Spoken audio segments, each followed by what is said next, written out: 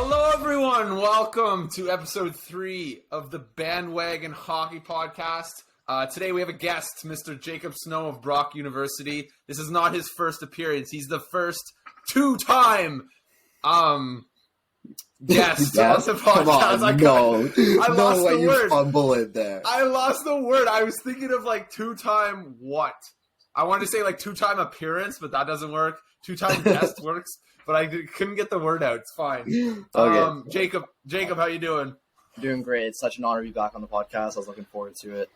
And I look forward to talking about the Vancouver situation, indeed. Yeah, it was kind of like a bit of an almost emergency situation, all this Boudreau stuff going down over the weekend. So Ryan didn't you reach out yesterday?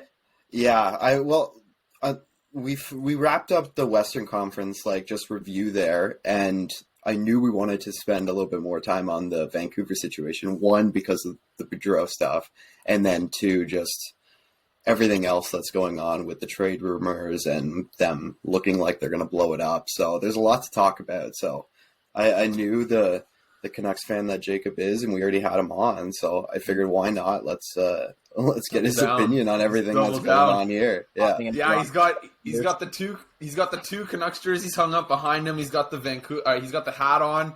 He's ready to talk Canucks, whether he likes it or not. And so it all sort of came to the forefront over the weekend. Everyone's known about it for a month because this is the most probably unorthodox, the most mishandled coaching change ever. And since I've never seen something like this before, where everybody and their mom literally just knew that the coach was on the hot seat and was going to be gone. And this is a year after he was hired? Wasn't he hired mid last season? He was hired around December of last season. So just a year of Bruce Boudreau's lifespan in Vancouver. So he didn't even get a full season to work. He got the last half of last year when they went on a run. Honestly, when he was hired last year, they were kind of in a similar situation this year, where they were a little bit under 500 and they went on a little bit of a run, right? That's very correct, yeah. Yeah, and so for the last week or so, everyone's known that Rick Tocchet was going to get the job, maybe even longer than that. And for even longer than that, everyone, including Bruce Boudreau, has known that he was going to get fired. And it was even leaked a few weeks ago or yesterday was going to be the date. Was it yesterday that he was fired exactly? He was fired on Sunday instead of Monday, but I don't think one makes a difference. He was still. But the date was leaked, so everyone knew it was coming at this point, which is that was absurd. It's insane, and it's hard to wrap your head around it, and just constantly getting peppered with questions from media, taking it like a champ, never speaking ill of the organization. Ryan, you want to jump in? Yeah, he was waving himself off the bench. He knew it was his last game. His comments in the media was I don't know why I'm still here. It was the most it was the craziest scene I've seen in a while. Yeah, and it's just such a bad look on the organization. Yeah, it's tough. I don't even know where to start. Ryan, where do you want to start? Jake, where should we start with this situation? Yeah, throw it to Jacob. Where do you want to start, man? There's so much going on. First, talking about the overall mishandling, everything that went wrong. So, number one, it went really poorly when it was basically confirmed that Bruce Boudreau was going to be fired. That was the number one thing. Instead of just firing him and hiring an interim coach, which I feel like most franchises would have done that, they just kind of hung him out to dry. And a guy like Bruce Boudreau, he's such a great guy. From what I've heard, he's got an amazing reputation as a coach, and it just really sucks to see a guy like that being treated so poorly. And you were talking earlier about all the media and stuff like that. I wanted to bring up a quote. So Tyler Myers, he recently, I forgot what he said, but basically the Canucks lost pretty bad against, I think it was the Colorado Avalanche last Friday, and he was saying that all the media and ongoing stuff really affected their play and got in their heads. Yeah, that would.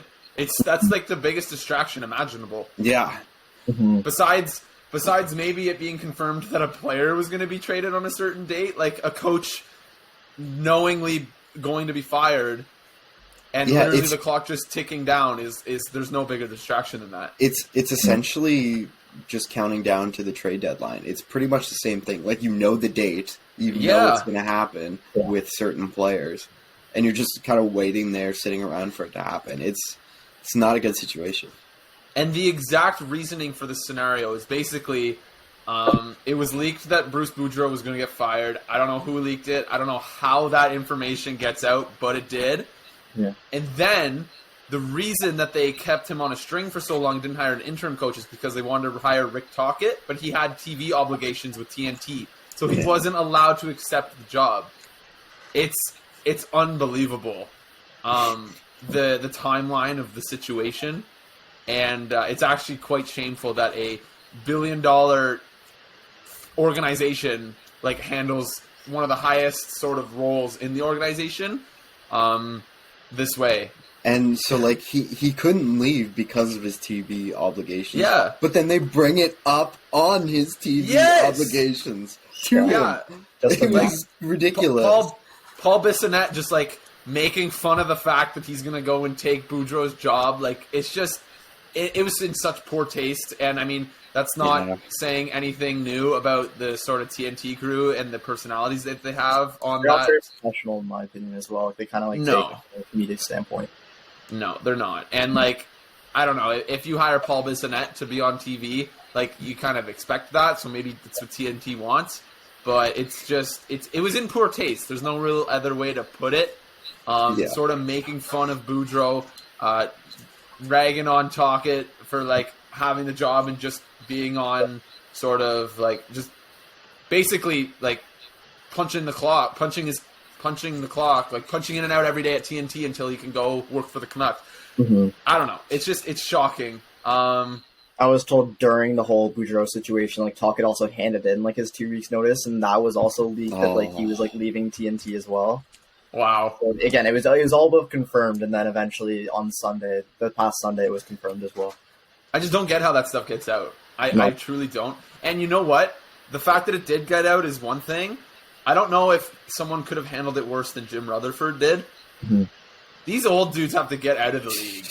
Yeah, Between Daryl Sutter basically calling Jacob Pelletier like a non-NHLer as their top prospect, to Jim Rutherford and like just completely butchering this situation, telling the media all of the wrong things.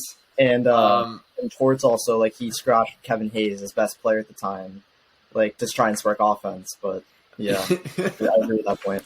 Yeah, these same, like, coaches that keep getting hired over and over again, man, like, we've had this conversation before. It's just get somebody new behind those benches.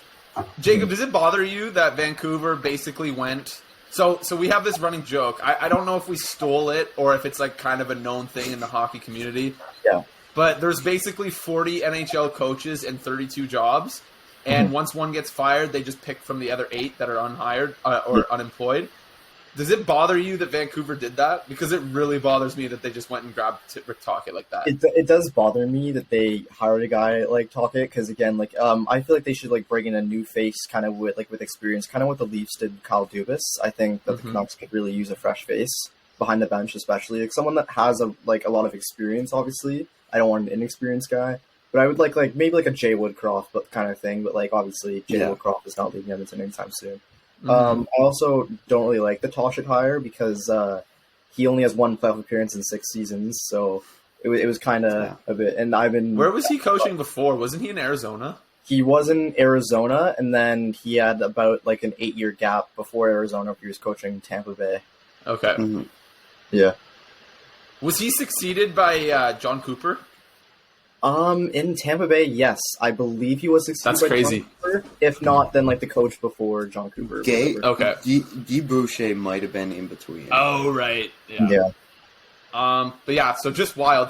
And so just now sort of pivoting over to Rick Tocchet, because this is the funniest part. I don't know who referred to this as the situation, but it basically has been all but rumored that he's going to treat JT Miller as his little pet project. Yeah. And I've never heard a $99.8 million forward referred to as a pet project before. But oh my God, what a mess that is in Vancouver as well. Horrific. So also, so basically over the last like season a bit, you could obviously tell they're kind of shifting the leadership in Vancouver with Horvat being surrounded by trade rumors. They got to move on. They just signed JT Miller to an 8-year extension. So if you have an guy with an $8 million, or I think it's $7 million, 8-year extension, you're gonna want to get them in check. You're gonna want them kind of put them as a new leader. So I kind of get Tocchet's standpoint on there, because at this point, I don't think that JT Miller is tradable, even though he's a really talented player. But yeah. And also, I don't know if you followed, but yeah, JT Miller's kind of been a strong vocal point in the locker room. Apparently the Canucks locker room is just in shambles. They're really divided between picking Horvat, picking Miller as a leader. I don't know if you saw that one clip of JT Miller getting really frustrated with Colin Delia. Yeah, where he just wouldn't head to the net, and then JT Miller just got really visibly upset. Didn't he two-hand the net? Yeah, he two-handed the net and was screaming at Delia. The Canucks were already down. It was a very poor showing, I think, of leadership, in my opinion. I was about to jump in when you were saying JT Miller's a very vocal person in that room. I was about to jump in with the disclaimer that it's not always a good thing. And in Vancouver, it's not that JT Miller is at the forefront of their leadership group. I would agree. Especially once Horvat gets traded in these next few weeks. Mm-hmm. It's a shit show. It truly is a shit show. Yeah. I don't know how else you can explain it, because you honestly you can't really blow it up either, because you just signed JT Miller to an 7-year contract extension on top of the year that he has this year. Yeah. I don't know where you go from here. You're not bad enough to tank for Bedard. Unless you trade some of the guys that you probably shouldn't trade, like an Elias Pettersson or a Quinn Hughes. Yeah. I don't know. What are your thoughts on that, Jacob? I really think the Canucks, they're in a spot called what I call no man's land, which is just in the spot where they're too good to tank, but then they're too bad to win. And it's a spot where no fan wants their team to be.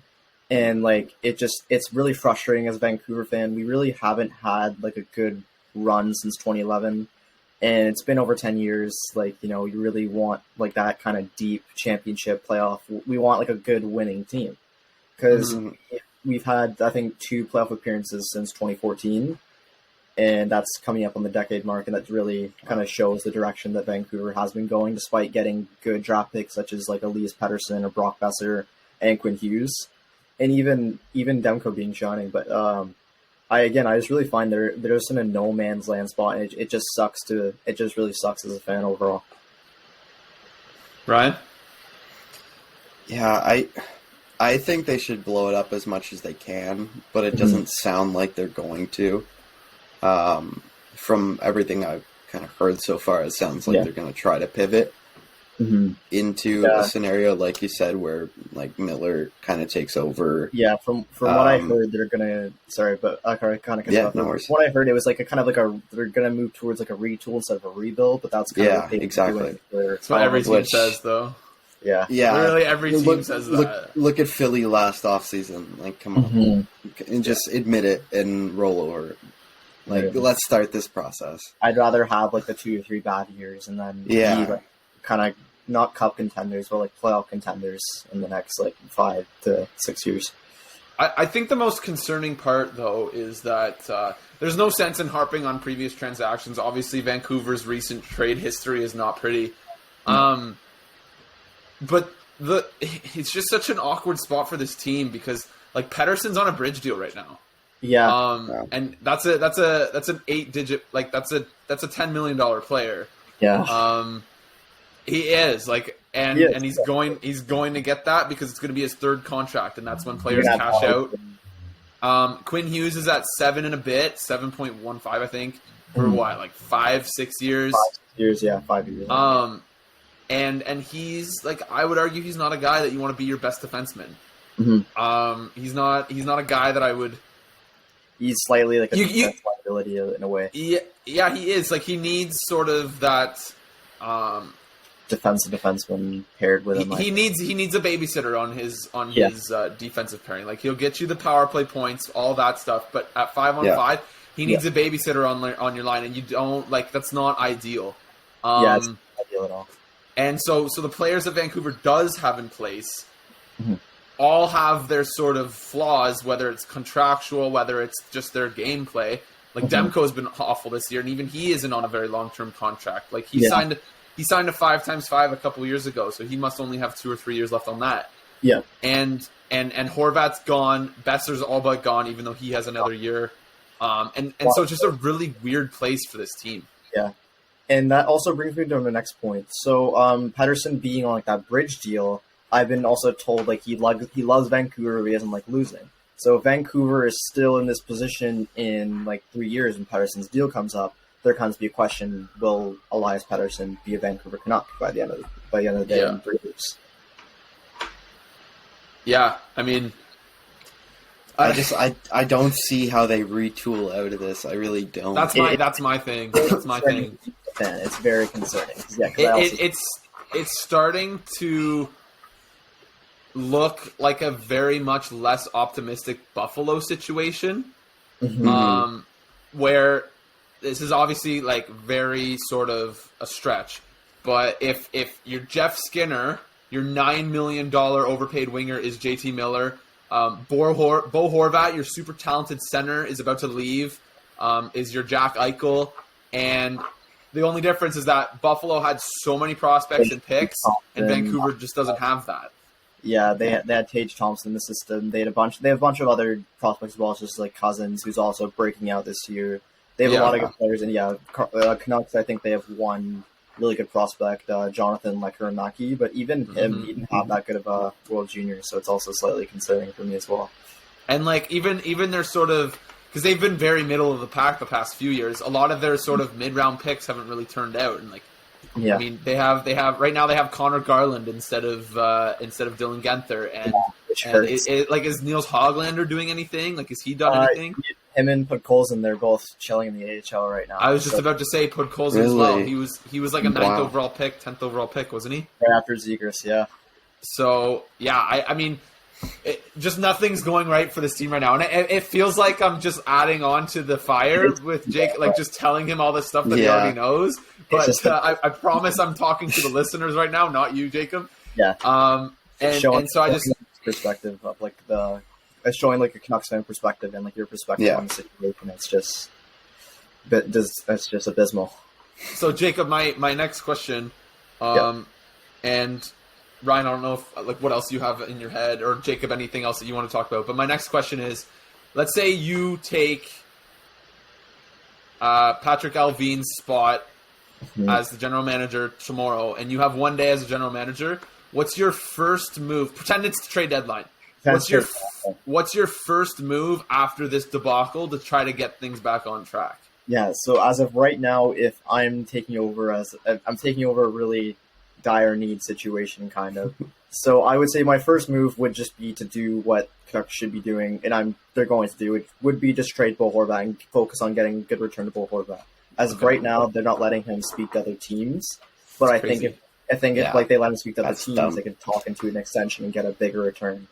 It kind of reminds me of the Mark Stone situation a few years ago, where Mark Stone was able that. Yeah, the exact same thing. Obviously, Ottawa did not get the big return in Eric Brandstrom, but I mean, Eric Brandstrom was a highly tweeted prospect at the time, but whatever. Yeah. Regardless, at the time, time, you're right. Brandstrom was one of the better defensive prospects out there, but it was still under what it should have been. It still sucked. Yeah. So that's what I'd focus on. I'd focus on getting a really good return for Bo Horvat. Again, like you mentioned earlier, Quinn Hughes needs babysitter. I would focus on that right defense position for Vancouver, I think. I would look for like a kind of a good prospect or like a just a solid right defenseman, and then I think in a Horvat return, he's on pace to get like 40, 50 goals. So I think you can also additionally get like a first round draft pick, which again I think I would try and go in the direction of rebuilding. But again, if there's any year to tank, it's this year with such a strong draft list. Yeah. What's up with Andrei Kuzmenko? Andrei Kuzmenko. So that's another thing I wanted to talk about. So Kuzmenko is a very talented hockey player. So basically, he came over last year. He signed an entry-level 1-year deal with Vancouver. He's making under $1 million right now, which is absolutely insane. Yeah, it's a Kaprizov situation. I compared it to that the other day.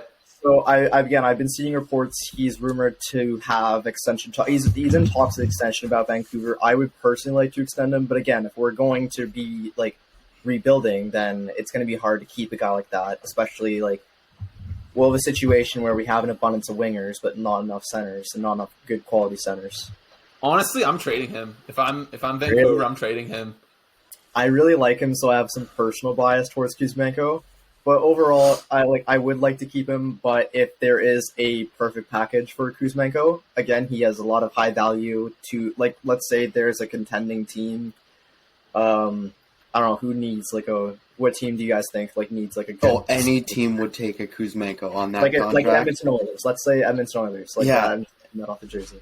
I'm sure you could get Edmonton to pay a pretty penny for. Yep. You said he's under $1 million right now. He's under $1 million, so it's at the deadline. He's a winger. Come on, yeah, it's over. Yeah. You can get so much for that guy at the deadline. So much, yeah. Devils, Devils. Dallas gets some depth in there. I like Dallas getting him. Yeah, I like Dallas. Dallas is kind of my sleeper pick for the Stanley Cup Finals. I have Carolina and Dallas as my. That'd be a fun final.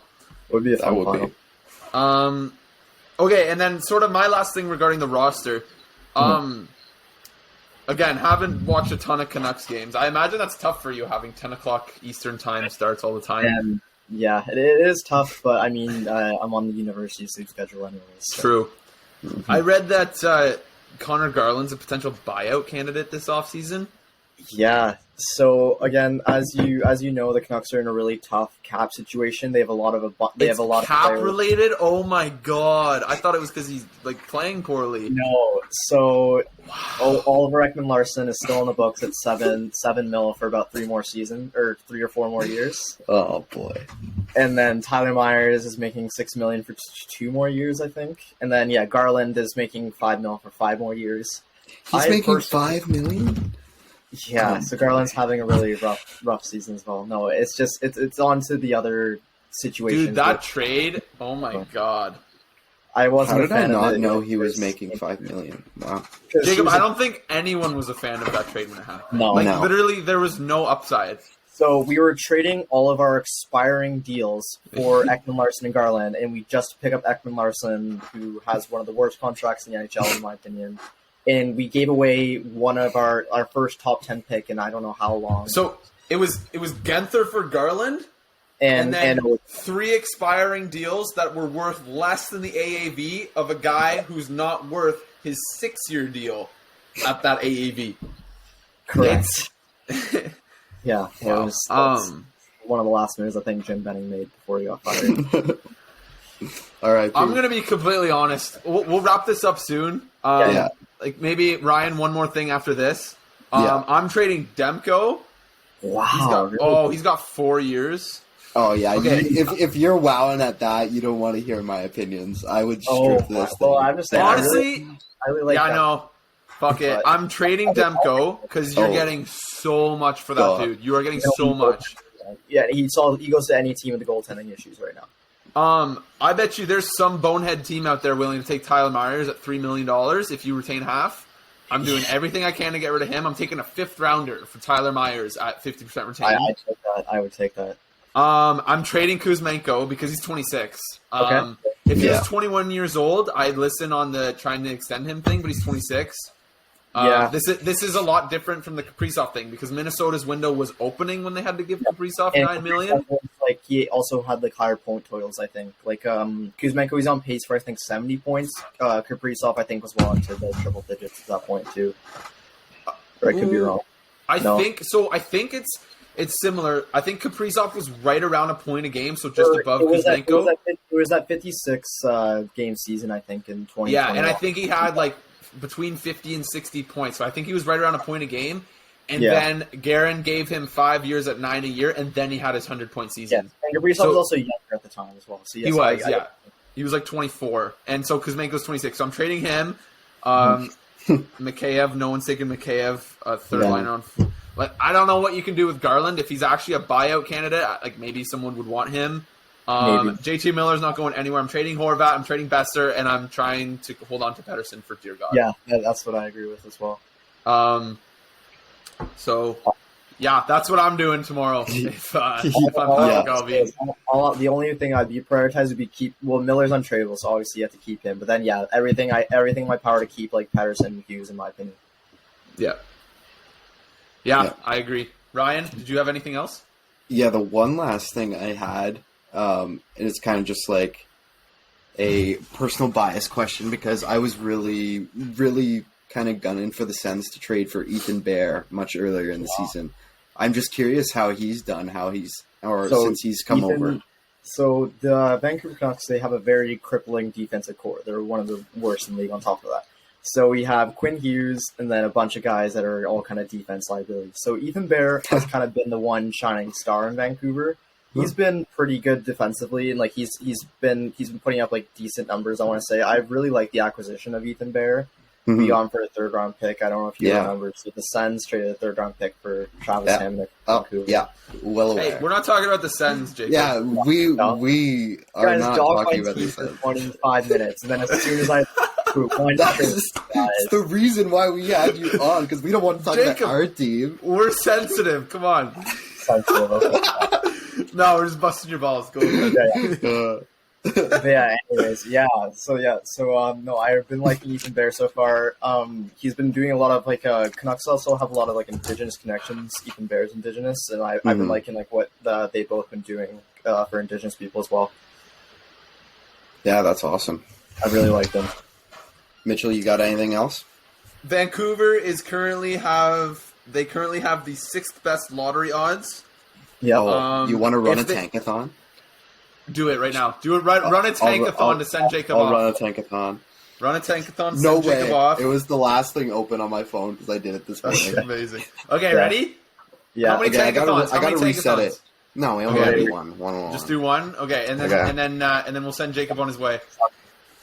Okay. All right, here we go. Let's see. Yeah, got it. Yeah, got this. Anaheim got it. Vancouver stayed at the 6th pick, and San Jose jumped from 5 to 2.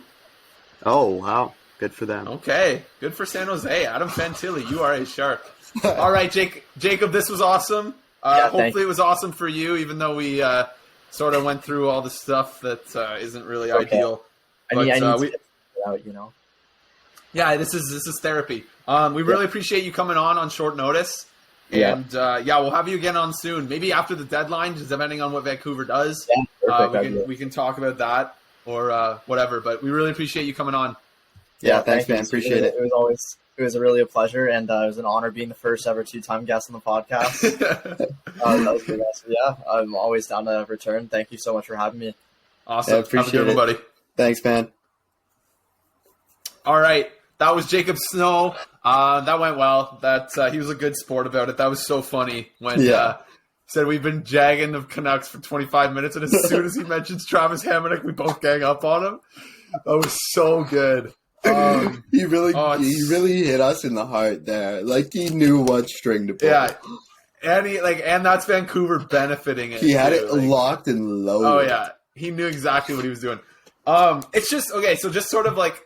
We'll get to some hockey news in a minute. Coming up on about a half hour.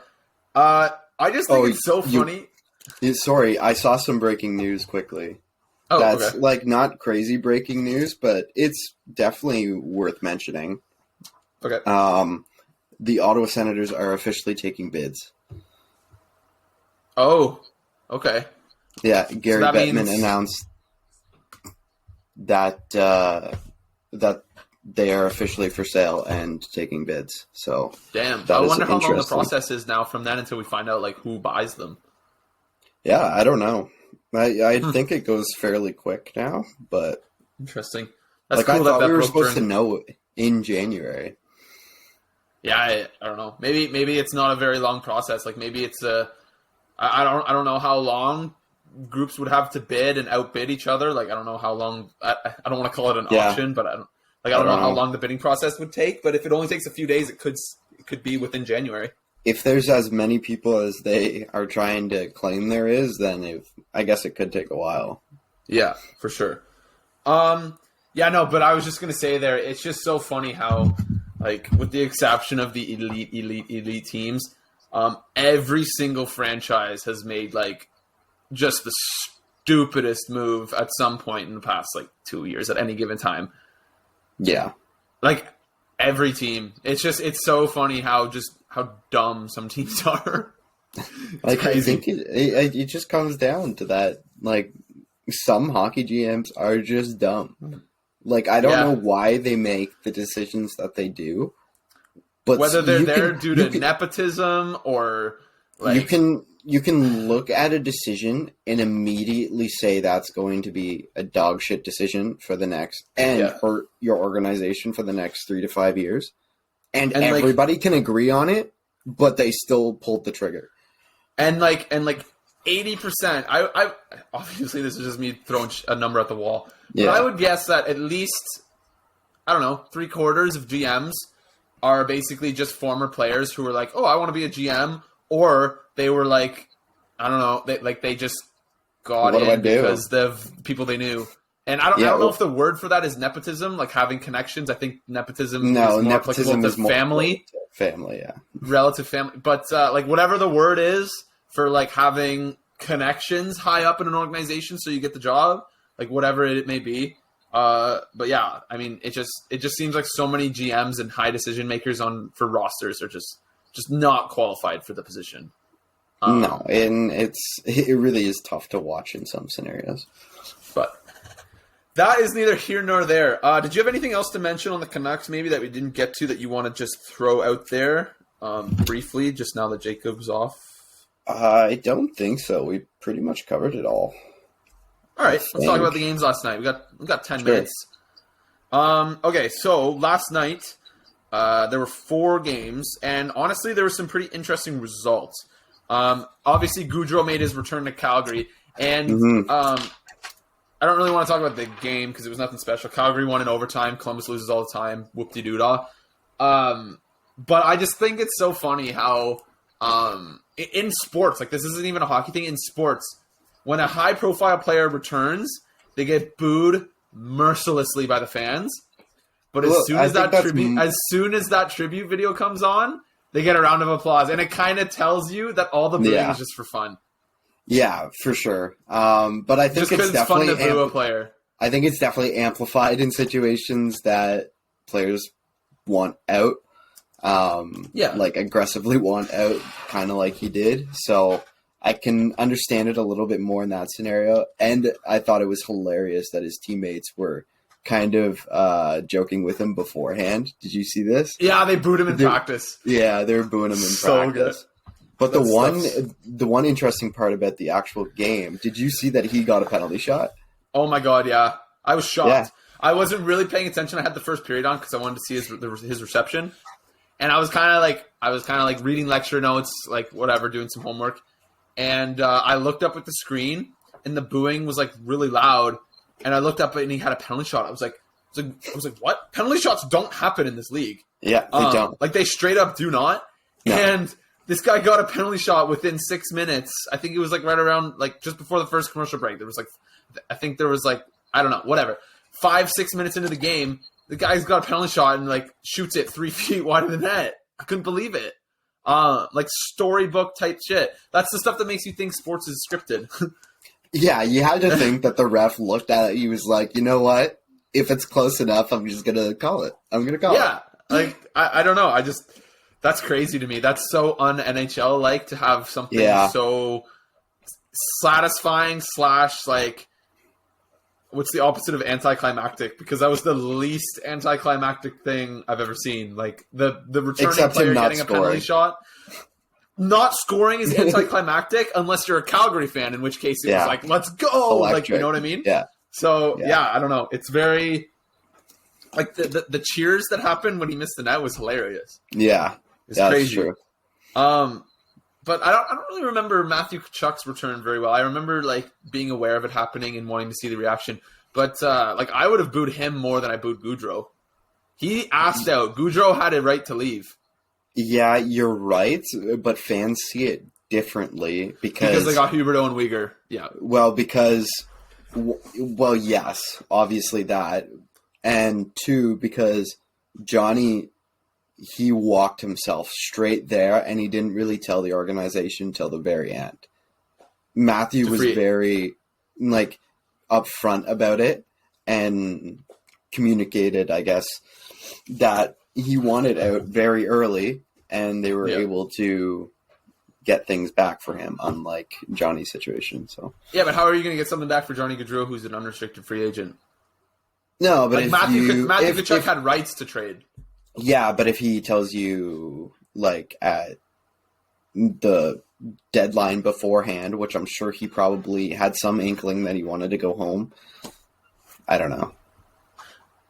Yeah, I guess, but like Calgary was so good last year, so it wouldn't have made a difference. Like if Calgary sucked, yeah, he like lied about wanting to stay or something. That's different. I don't know. I see it as like I don't know why I'm trying to justify it because I don't agree with it.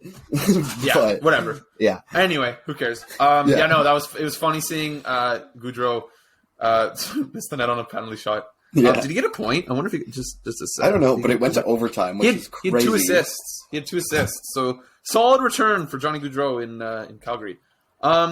Let's talk about the other game. Okay, let's do a quick minute on the Leafs game, and then let's talk about the Panthers for a sec. And then we'll wrap it up. Toronto just keeps buzzing along. They win 5-2 against the Islanders. William Nylander had 4 points.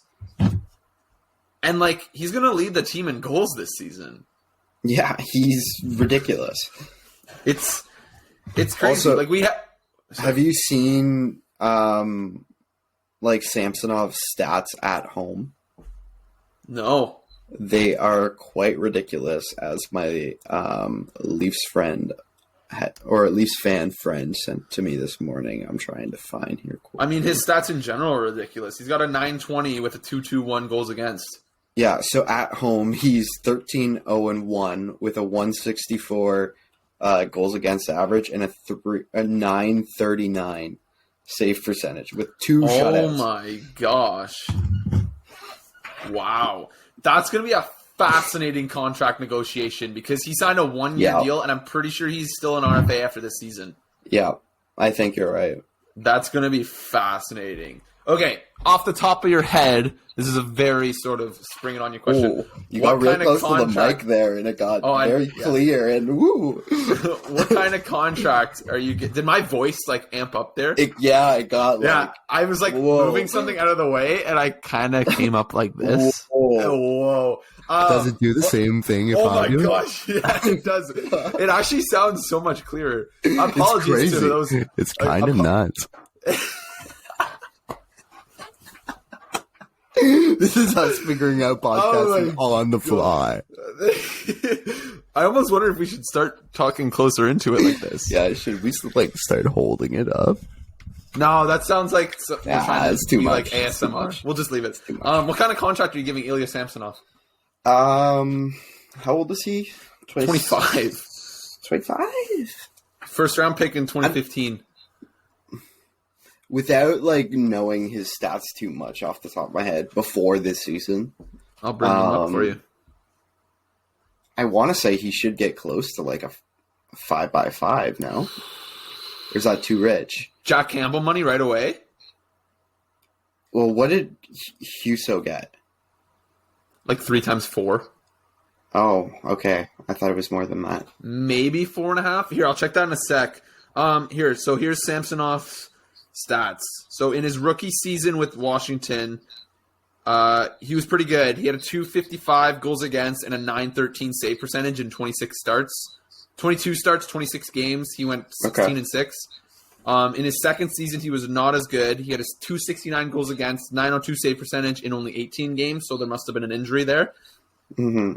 And then last season, in 39 starts in like that platoon with Vanacek, he had 39 starts. He had a 302 goals against and an 896 save percentage. So just not good numbers. Yeah, I don't know if I'm the Leafs. I'm not screwing around anymore. Oh, 100. I agree. But the other issue, I guess, would maybe be not that much money, but I think I would try to, I don't know, get some security there. I think the other issue, though, too, with 25 for a goalie is early. Yeah, it is. It is to be putting up good numbers. Oh, okay. So I was off with Husso. So he got 3 years at 4.75 a year. Okay. So honestly, this kind of follows a Husso track. Like, yeah, sort of under the radar, like wasn't really anything, and then had a breakout season. Mm-hmm. That's what I was thinking in my head. Because if I'm the Leafs, so maybe I'm not 5 years. I'm going short term. I'm going 3 years max. And the cap hit will be interesting because they still have Murray next year, right? Yes. So, So they still have Matt Murray next year, and they're not going to want to have $10 million of goalies. So that'll be fascinating. And they probably won't want to sign him right to UFA, so they probably won't do 2 years. Yeah. So that'll be interesting in Leafland. Honestly, he may end up just walking. They go with Matt Murray and bring in another backup because it's not like Matt Murray's been poor. Yeah. Okay, yeah. So that was Leafs. I kind of want to talk about Nylander, but we ended up going with Samsonov, but that works. Yeah. I mean, obviously, Matthews still has his wrist thing. But like Nylander and Marner are just buzzing along, and that team, I don't know. I've never understood the hate for Nylander. He's just a byproduct of. It's just because of that contract negotiation. He's worth it though. Oh, I know. He's more than worth it. But he's the best. He might be the best value contract on that team. Oh, he is the best value contract on that team. Yeah, and I depending don't on understand. Like outside of Marner, he probably gets the most hate. No, or am I wrong on that? No, you're right. I think because Marner they're 1 is and just 2. absurd. Yeah. Oh yeah. Marner should be like scared to leave his house every day because of the amount of hate he gets. But no, like if you buy into the idea that Matthews is worth like the maximum contract, which is like $17 million, then he's the highest value contract. But like in terms of what Nylander probably should be making if he was a free agent, which is like $4 million $4 million more than he is, then he's the most valuable contract on the team. But the issue I think with Nylander and fans is that it's hockey's economy in that young players should be paid shit all. And so I think fans wanted to see Nylander making $5 million a year on a 6-year contract rather than 6.9 whatever he's making. But they were perfectly fine to just hand Matthews and Marner what they wanted, which they're worth it. Are you talking about fans or the team? Or I guess the team, but I don't know. Like, I don't think fans were pumped about the Marner contract. I guess what I mean is that, like, they were just. We already have these contracts in place. Why do we need another $7 million guy? But they were not thinking this $7 million guy is worth more than $7 million. Wasn't Nylander first? Well, one of them was. Nylander came first. No? Pretty sure. No, one of them was. Was Tavares not already there? No, Tavares. I think they signed Nylander. Maybe they signed Tavares in the same offseason or the offseason after, and then Marner and Matthews got their contracts. I think Marner and Matthews... he was after somebody. Are you checking? Yeah. Okay, because I'm pretty sure the reason... Actually, no, I guarantee you the reason that Matthews and Marner's contracts are so high is because Tavares came in there and blew up their salary cap structure. I'm pretty sure Nylander signed at $7 million first. Okay, well, maybe I'm misremembering things, but regardless, they don't value him for what he signed at. Yeah, no, is my definitely. Point. Is my bigger point. Yeah, I got you. Yeah, so, but whatever. They'll make the playoffs. We'll see what happens then. Anything else is just not a relevant conversation. Yeah. Exactly. And then last one, we'll do a quick 5 on Florida. Sure. So they lose 6-2. They are 23-21-5. They were kind of looking like they were going to make a little run. I think they had a nice little stretch of games. They're 6-3-1 in their last 10 after losing last night, so you can probably safely say that they were like 7-2-1 in their previous 10, which is that's a good sort of right the ship streak to sort of get back to where they need to be, which is in a playoff spot because this team cannot afford to miss the playoffs. And then they lose to the Rangers 6-2. They had somebody named Alex Lyon. So they had that guy in net. He gave up a bunch of goals. And then now he's starting again tonight against... They're playing him back-to-back? That's what Jacob said. Yeah, they're playing Pittsburgh and Lions in net. And they're down 3-2. Is crazy. Is that not nuts? Is Bobrovsky hurt right now? Yeah, Bobrovsky's... Okay, so the situation is Bobrovsky is hurt, and Spencer Knight was hurt, went down for a training stint, and I guess he's not fully healthy yet? Because why else wouldn't he be playing? Isn't it crazy that Florida's overpaying Bobrovsky and Spencer Knight? Like, you'd think that by giving $10 million to a very average goaltender, not at the time that he signed it, but who is now a bad goaltender. Bobrovsky's a bad goalie. Yes. They're paying him $10 million, and then they turn around and give Spencer Knight $4.5 million to be the backup, and that ended up being an overpay because he hasn't been good, and he really hasn't been good yet in his career, and they still gave him $4.5 million a season. Yes, sir. I just don't understand Welcome it. to Chell level management. I just don't get the thought process behind what Florida is doing in net. If Florida didn't have their goaltending situation, I would love their team. Like Matthew Tkachuk, I don't know. Punch me in the face. Like their defense is tough. It is tough, but I think it's manageable now with Montour doing what he's doing, and if Ekblad could ever stay healthy. Yeah. But I don't like, but that's what I'm saying, Ryan, is that if the goaltending situation wasn't what it was, they would have cap space to bring in a defenseman. Yeah, you're right. You're very right. So it's just crazy. Like tell me right now, if this team had any assets to give, that Jacob Chychrun would not be a Florida Panther. Like he would be. Yeah. I'm telling you, like be. he just would be. Like that's just. I'm surprised they haven't done Lundell for him yet. Oh, well, they would have to and somehow made it work. Yeah, I know, but I don't know. This team. I just can't believe they can't Florida, do another first. No, they can't. I can't believe unless they want to do one in 2026. Which I'm pretty sure you can't do. I think you can only trade 3 years out. That's wild. That's so funny. Yeah, I don't know. I actually don't know what the rule on that is. NBA has a very clear line of how far in advance you can trade picks, but it just doesn't happen in the NHL, so I don't know. I thought it was 3, but I could be wrong. NBA teams owe like 8th graders to other teams, and then in the NHL, it's like I can't trade my 2024 pick because we might finish 7th last next year, even though we're in a playoff spot right now.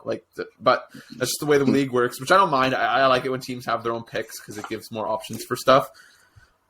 Anyway, but like it's just wild how good Florida was last year, despite their goaltending situation, and now it's just caught up to them. Yeah, and now they kind of blew up their whole, I don't know, structure of things. They blew up what they had going for them, and that was like sort of middle of the pack money on really good players. Hockey is a team sport, but you trade away your best. Yeah, your best. You know what they tried to do? And your best defenseman, and it's going to impact you. Like, you know what they tried to do? They tried to follow the Tampa mold with a very small, tight-knit core of players making a boatload of money. Ekblad at 7.5, Tkachuk at 9.5, Barkov at 10. The only issue is that in Tampa Bay, you have the best goalie in the world making 9.5, and in Florida, you have Sergei Bobrovsky making 10. Yeah, that's the issue. That's the issue.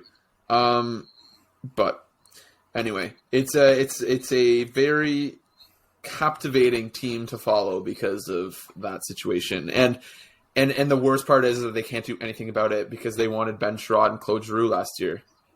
And their pick this year Tkachuk is a lottery pick in Bedard's year. So yeah, and that's the pick that they traded for Ben Sherrod. Yeah. All right, Ryan, do you have anything else that you would like to discuss? No, I think that is all for tonight, Mitch. That's it. That's all. All right. On this 3rd episode of the Bandwagon Hockey Podcast, we thank you for listening. We thank Jacob for coming on the pod. Ryan, hit the outro as I wrap up. Again, thank you, Jacob Snow, for coming on, 2-time guest. And we'll catch you on the weekend for episode 4.